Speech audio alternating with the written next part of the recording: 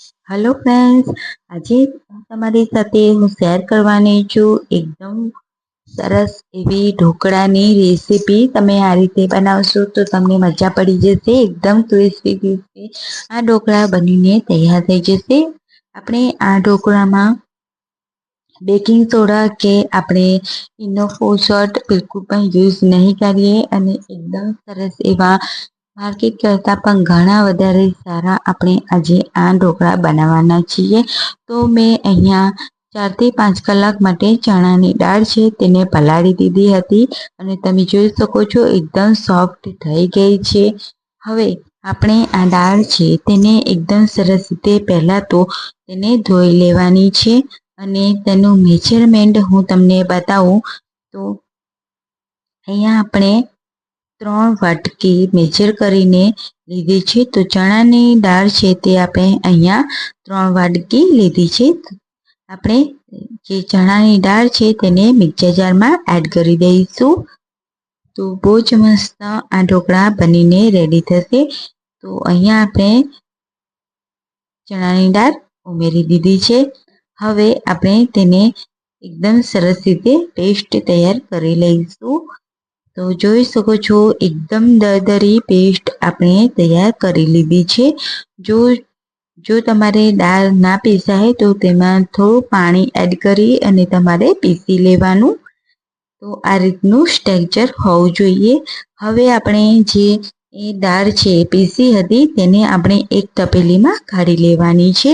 મોટી તપેલી લઈશું, આપણે એમાં આથો લાવવાના છે। એટલે હવે આપણે તેમાં એડ કરીશું અડધો લીંબુનો રસ, અડધી ટીસ્પૂન હિંગ અને 1 ચમચી આપણે હળદર પાવડર એડ કરીશું અને આ રીતે હાથેથી મિક્સ કરી લઈશું।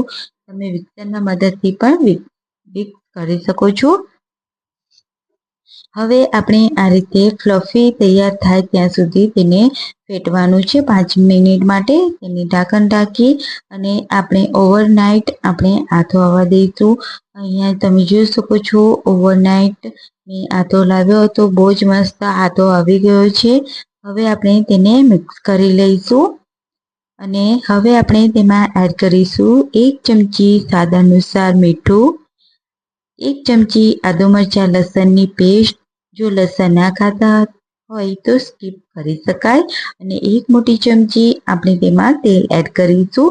જે આપણા ઢોકળા છે તે ગળામાં બિલકુલ પણ લૂચો નહીં વળે અને એ બહુ જ મસ્ત આપણા ઢોકળા બનીને રેડી થશે। એટલે આપણે તેમાં તેલ એડ કરવાનું, એકદમ ફ્લફી આપણા ઢોકળા બનીને તૈયાર થઈ જશે।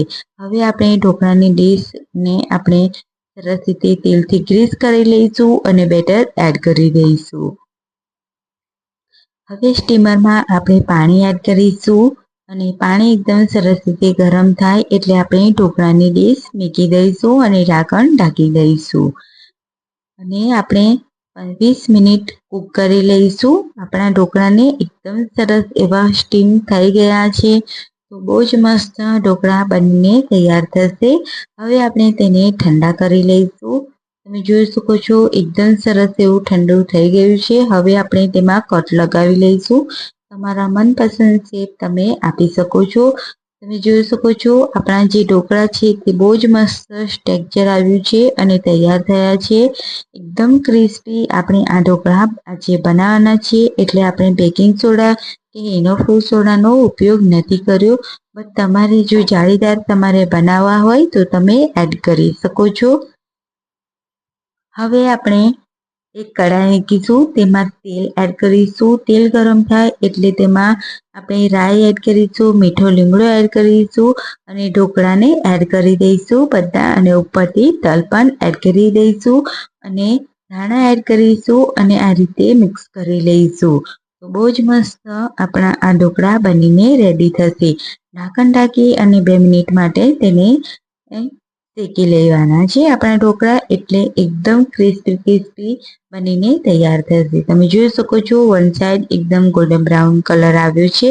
હવે આપણે મિક્સ કરી અને ફરીથી ઢાંકણ ઢાંકી અને ફરીથી તેને ક્રિસ્પીનેસ કરી લેવાના આ રીતના।